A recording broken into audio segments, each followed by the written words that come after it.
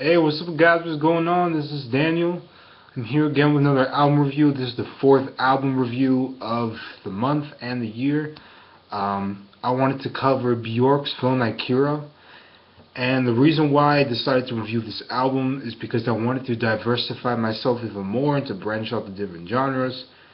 So I wanted to show you guys that I'm not a one-dimensional hip-hop R&B guy. I can cover different musical genres, and if you want to continue being a consistent follower of this channel and to see really dope content, please continue liking, subscribing, and even sharing this video to your friends or family. Please be a part of this, and I promise that I will not let you guys down, and I will try to bring as much consistent quality to my videos. And let's start off with Bjork, Vulnicura. Bjork is an Icelandic musician, singer, artist who is very multi-talented. She has been an iconic figure in the music industry for over 2 decades now. She has always been known for her successful experimental attempts with her music. She's always exuded an unorthodox style, and that's pretty much unheard of in the modern pop world. The vast majority of her projects have always contained a variety of different sounds, different concepts, and different themes. So I was very curious and excited to see what type of direction Bjork was going with, in terms of an artistic standpoint and also sonically speaking as well. I love how in every single album that she's released over the past few years and also past few decades, how she has always had the capability of showing different sides to her and different sides to her artistic persona that pretty much embodies exactly how she is currently feeling on a record. So I was anxious to see what kind of Bjork we would see, whether it's more of a restrained, stripped down approach like in her debut project back in 1993, or a type of warrior hero on Homogenic, which was a 1997 record, or the amazing supernova persona that she embarked on in Biophilia from 2011. So I was curious to see whether she was going to bring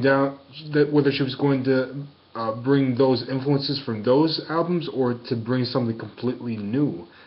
And I was thinking, are we going to experience a completely different dimension of her capabilities? And this album gave me everything that shows how unique and musically daring she can be. And the Stonemilker is the first track in this. Stonemilker starts off with a violin instrumental that soars through this record with a perfectly exuded melody that shines throughout the production. We see more of an introspective vibe that Bjork is attempting to display. She talks about her abrupt breakup with artist Matthew Barney. Lionsong displays even more of Bjork's emotional breakdown over this breakup and relationship, and how it's affected her state of mind and stability. That was probably one of my favorite tracks in here. Also, Black Lake is such a beautiful interpretation. I feel like this is such a frightening, dark track, which resembles Bjork's emotions that she's experiencing. I feel like she's experiencing so much torture and pain throughout this record, and she really does not hold back her thoughts, and she really tells you how she feels, and she really gives you a cohesive story on how much she has suffered throughout this breakup and how she's felt so isolated from the world.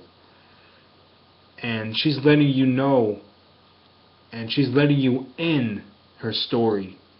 She's letting you experience everything that she is trying to tell you. And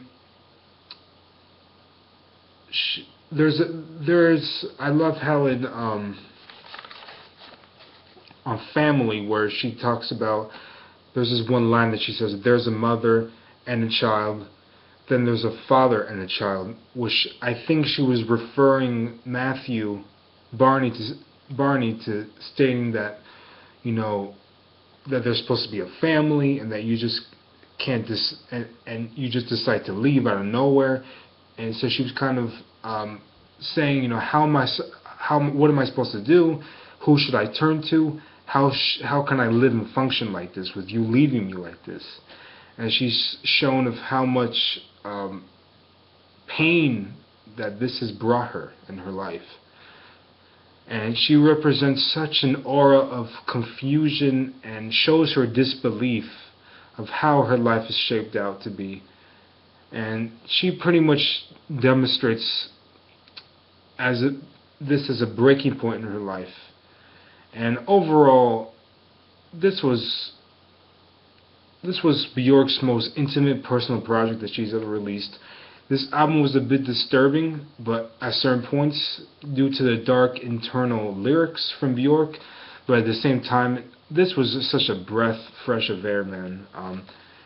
Also to hear an artist the way that Bjork, to hear an artist like Bjork is so refreshing, because she is the epitome of unique. She has her own style. Her phrasing is very unique. She's very original, and she's a lovely artist who takes the time to craft and conduct a perfect piece of art. I felt so drawn into her story, and almost as if she was telling a fairy tale and incorporating her own interpretation. Overall, this was a fantastic record. I love her unique, confident, bold vocal gymnastics that she incorporates.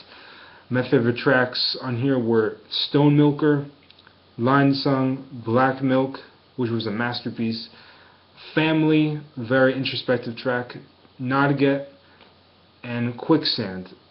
And also Quicksand, I also liked as well.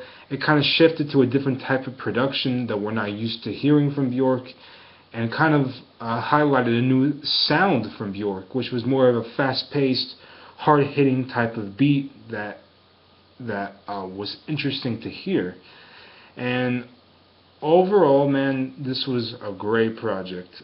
I feel like Bjork is modernizing the pop genre, and she really gives such a unique interpretation. And I feel like there needs to be more pop artists like this today. I feel like Bjork completely embodies what a pop artist should be. Unique, innovative, musically daring, introspective, insightful, bold, confident. All those qualities is what every pop artist should do with their music. And I feel like this was a great album. I really enjoyed it. I really like listening to a variety of different genres to kind of get a different perspective of different artists. And yeah, man, this was a great listen. I really enjoyed this. If you want to continue watching my reviews, please comment, like, and subscribe. Tell me what you thought about this album. Do you think this was one of her best albums to date, or do you prefer her older stuff? This is my 4th review for this year. I'm going to continue being as consistent as possible. My last review for this month will be non-fiction from Neo, which I should be reviewing maybe tomorrow or Saturday. Yeah, but thank you for watching. Thank you for tuning in. Please comment in the comment section. And yeah,